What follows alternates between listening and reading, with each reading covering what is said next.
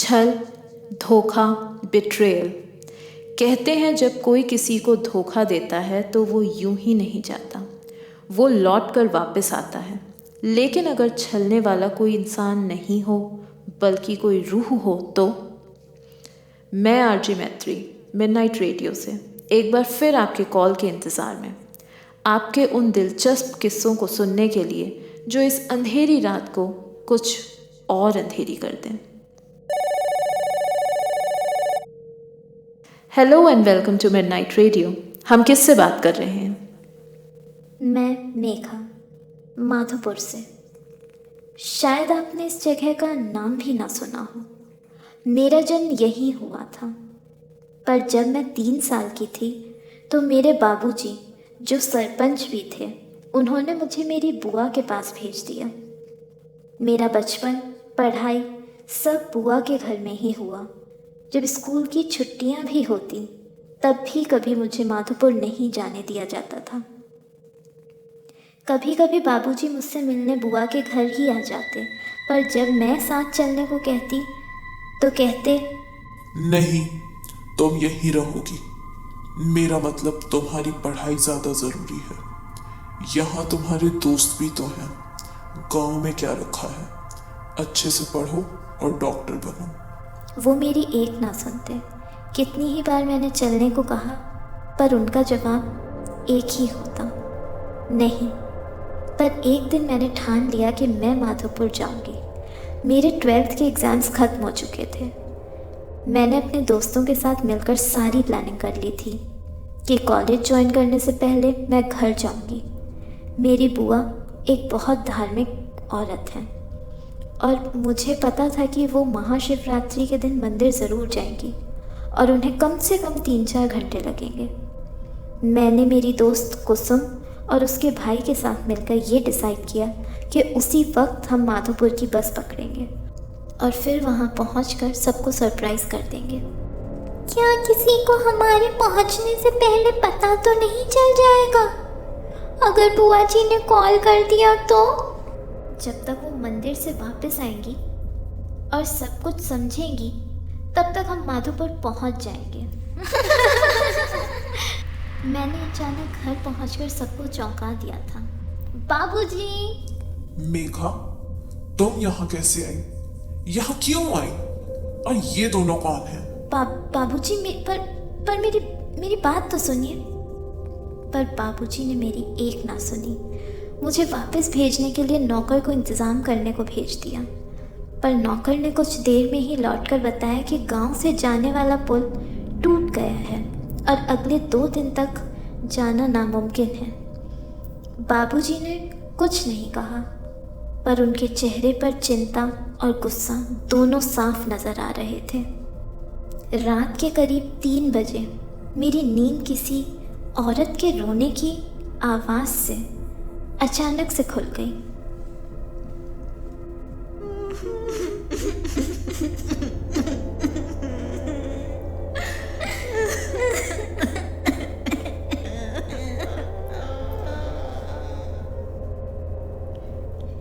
ये किसके रोने की आवाज़ है?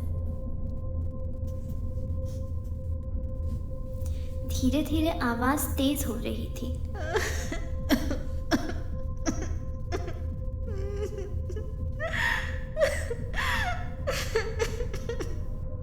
मैं कमरे से बाहर आ गई। गांव में रात को बिजली ना होने की वजह से हर तरफ अंधेरा था।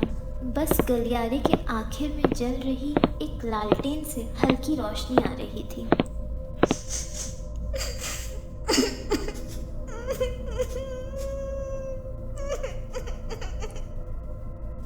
कौन है? कौन है? मैं धीरे धीरे उस रोती हुई आवाज़ के पीछे जाने लगी।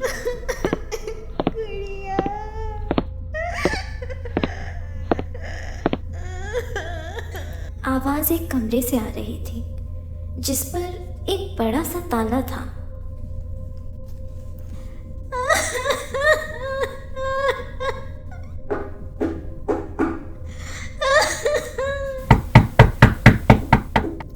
कौन है? पर उधर से कोई आवाज़ नहीं आई। आप क्यों रो रही हैं?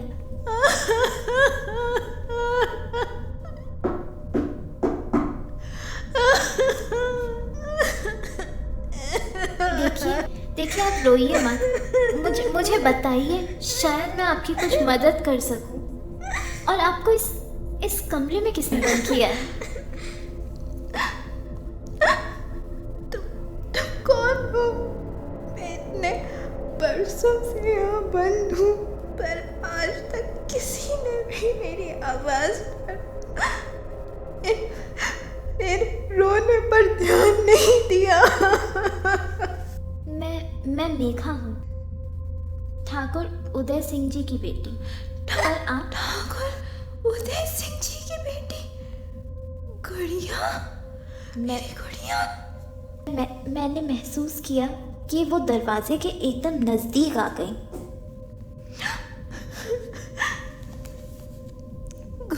गुड़िया, गुड़िया मेरी बच्ची। गुड़िया? मैं मेघा हूँ। नहीं, तो मेघा नहीं, मेरी गुड़िया हो। आप कौन हैं और क्यों मुझे इस नाम से बुला रही हैं? मैं दिव्यानी, तुम्हारी माँ। माँ?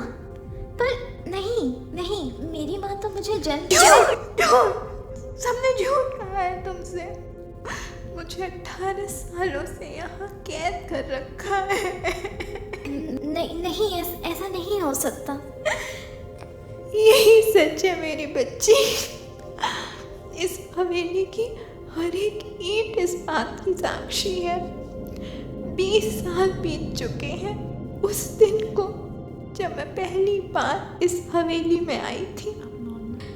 ठाकुर बलदेव सिंह से मेरी शादी धूमधाम से इसी गांव के शिव मंदिर में हुई थी। हम बहुत खुश थे, पर एक इंसान था जिसे हमारी खुशी रास नहीं आ रही थी। ठाकुर उदय सिंह, तुम्हारे पिता के बड़े भाई।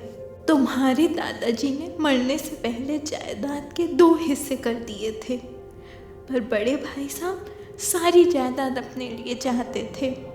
तुम्हारे बाबूजी पर 2 बार जानलेवा हमला करवाया गया, पर भगवान की कृपा से वो दोनों बार बच निकले।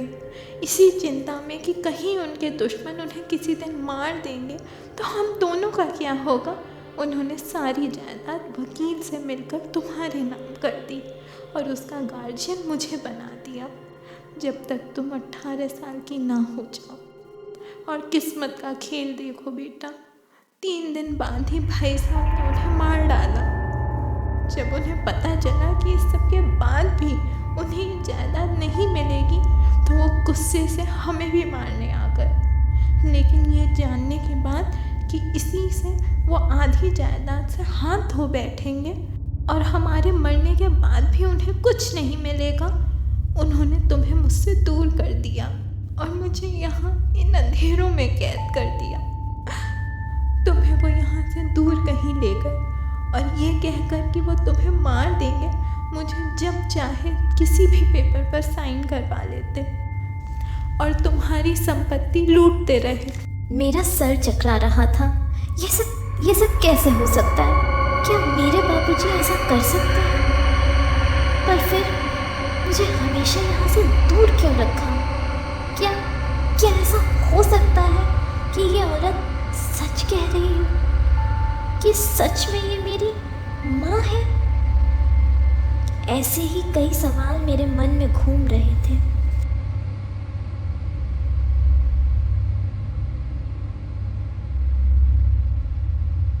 मैं जानती हूँ इन बातों पर तुम्हारे लिए यकीन करना आसान नहीं है। जाओ, दीवान खाने में जाओ, वहाँ तुम्हें एक पुरानी अलमारी दिखेगी। उसमें तुम्हें पुरानी तस्वीरें मिलेंगी तुम्हारे बचपन की, जब हम साथ थे। अपने मन में उठे सवालों के जवाब जानने और ये औरत जो खुद को मेरी माँ कह रही थी, इस सब की सच्चाई जानने में दीवान खाने की तरफ चली गई। जैसा कि उस औरत ने कहा था, वहाँ एक पुरानी अलमारी थी। मैंने उसे खोला, पर उसमें तो कई कागजात थे। सब ढूंढ लेने के बाद आखिरकार मैंने सबसे ऊपर का खाना तलाशा और वहाँ से एक पुराना एल्बम नीचे आ गिरा। एल्बम बहुत पुराना था और उसमें कई तस्वीरें तो बहुत ही पुरानी थी। एल्बम पलटते पलटते मेरी नज़र एक तस्वीर पर आकर ठहर गई। फोटो एक जोड़े की थी, शायद उनकी शादी की। कितनी खूबसूरत तस्वीर थी, शायद ही ऐसी सुंदर दुल्हन किसी ने देखी हो। अगले पेज पर बाबूजी की तस्वीर थी, दूल्हे के साथ। कितने खुश लग रहे थे बाबूजी। मैं समझ गई कि यही ठाकुर बलदेव सिंह है, बाबूजी के छोटे भाई। अगली तस्वीर एक छोटी बच्ची की थी जो अपने माता पिता की गोद में बैठी बहुत खुश थी। मैं तस्वीर देखते ही समझ गई कि ये मेरी ही तस्वीर है, अपने माँ बाप के साथ, अपने असली माँ बाप के साथ, ठाकुर बलदेव सिंह और देवयानी के साथ। यानी वो सब सच था, वो सच कह रही थी, वो मेरी माँ है जिन्हें बाबूजी नहीं, ठाकुर उदय सिंह ने इतने सालों से कैद कर रखा है। बस अब और नहीं। मैं गुस्से में उसी कमरे की तरफ वापस गई जहां मेरी माँ थी। माँ, माँ, गुड़िया, गुड़िया। बस माँ, अब तुम्हें कोई परेशान नहीं कर पाएगा। मैंने एक हथौड़ा लिया और उस ताले को तोड़ने लगी। जैसे जैसे मैं ताले को तोड़ रही थी, मुझे ऐसा लग रहा था जैसे कोई मेरे आसपास ही गहरी गहरी सांसें ले रहा है। मैंने पलट कर देखा पर कोई भी तो नहीं था। क्या हुआ? रुकी क्यों तुम? जल्दी करो। आखिरकार दरवाज़ा खुल गया। अंदर एकदम अंधेरा था, लेकिन दरवाज़ा खुलते ही एक अजीब सी ठंडक ने मुझे घेर लिया। माँ, माँ,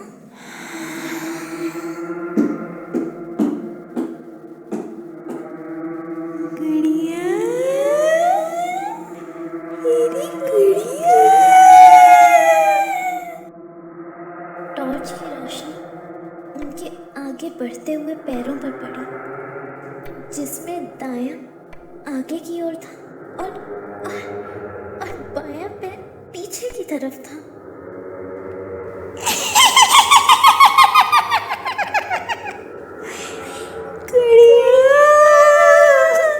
मैं डर के पीछे हटने लगी।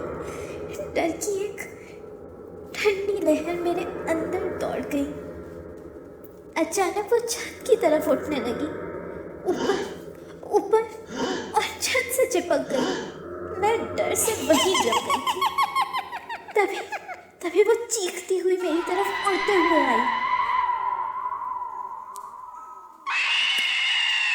मैं झुक गई और वो एक बड़े से पक्षी का रूप लेकर दरवाजे से बाहर उड़ी। मैं मदद के लिए आवाज़ देना चाहती थी, लेकिन मेरी आंखों के आगे अंधेरा छाने लगा और मैं बेहोश हो गई।